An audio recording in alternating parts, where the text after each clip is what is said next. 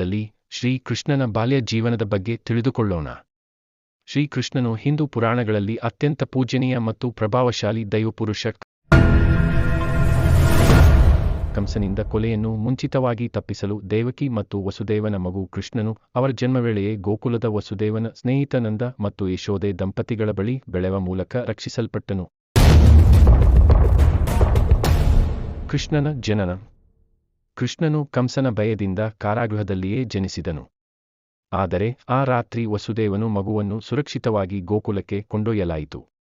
ಯಮುನಾ ನದಿಯ ಪ್ರವಾಹವನ್ನು ದಾಟುವಾಗ ಅವರ ಚರಣ ಸ್ಪರ್ಶದಿಂದ ನದಿ ನಿಂತು ಶಾಂತವಾಯಿತು ಎಂಬ ಪುರಾಣವಾಣಿ ಪ್ರಸಿದ್ಧವಾಗಿದೆ. ಗೋಕುಲದ ಬಾಲ್ಯ. ಕೃಷ್ಣನು ಗೋಕುಲದಲ್ಲಿ ಯಶೋದೆ ಮತ್ತು ನಂದನ ಮಗನಾಗಿ ಬೆಳೆದನು. ಬಾಲ್ಯದಲ್ಲೇ ಕೃಷ್ಣನು ತನ್ನ ಕೌಶಲ್ಯ, ಮಮತೆಯಿಂದ ಎಲ್ಲರ ಹೃದಯ ಗೆದ್ದನು. ಅವನ ಮಕಾನ ಹಿಡಿದು ತಿನ್ನುವ ದೃಶ್ಯಗಳು ಮತ್ತು ಕನ್ನದಿಂದ ಮಕರಂದ ತಿನ್ನುವ ತನಕ ಕಥೆಗಳು ಜನಪ್ರಿಯ. ಯಶೋದೆಗೆ ತನ್ನ ವಿಶ್ವರೂಪವನ್ನು ತೋರಿಸುವ ಪ್ರಸಂಗ ಸಹ ಅಪರೂಪದ ಆಧ್ಯಾತ್ಮಮಯ ಘಟನೆಗಳಲ್ಲಿ ಒಂದಾಗಿದೆ. ಕಲೆಯಾಡುವ ಕ್ರಿಯೆಗಳು. ಕೃಷ್ಣನು ಬಾಲಕನಾಗಿಯೇ ಅನೇಕ ಶತ್ರುಗಳ ದಮನ ಮಾಡಿದನು.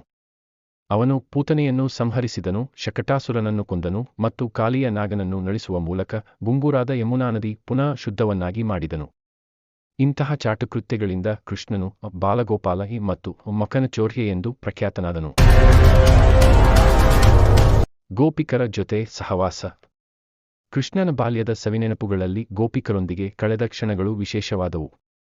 ಅವನು ಅವರೊಂದಿಗೆ ರಾಸಕ್ರೀಡೆಯನ್ನು ಮಾಡುತ್ತಾ ತನ್ನ ವೃತ್ತಿಗೆ ಭಕ್ತಿಯಿಂದ ತುಂಬಿದನು. ಈ ಘಟನೆಗಳು ಭಗವಂತನ ವಿಶ್ವಕೃಪೆ ಮತ್ತು ಲೀಲಾಮಾಧುರಿಯನ್ನು ತೋರಿಸುತ್ತವೆ. ಶ್ರೀಕೃಷ್ಣನ ಬಾಲ್ಯವು ತತ್ವಜ್ಞಾನ ಮತ್ತು ಆನಂದವನ್ನು ಪ್ರೇರೇಪಿಸುವಂತಹದ್ದು. ಈ ಕಥೆಗಳು ಮನುಷ್ಯನ ಜೀವನವನ್ನು ಹಸನು ಮಾಡಿ ದೇವರ ಮೇಲಿನ ಭಕ್ತಿಯನ್ನು ವೃದ್ಧಿಸುತ್ತವೆ. ಮುಂದಿನ ವಿಡಿಯೋದಲ್ಲಿ ಸಿಗೋಣ.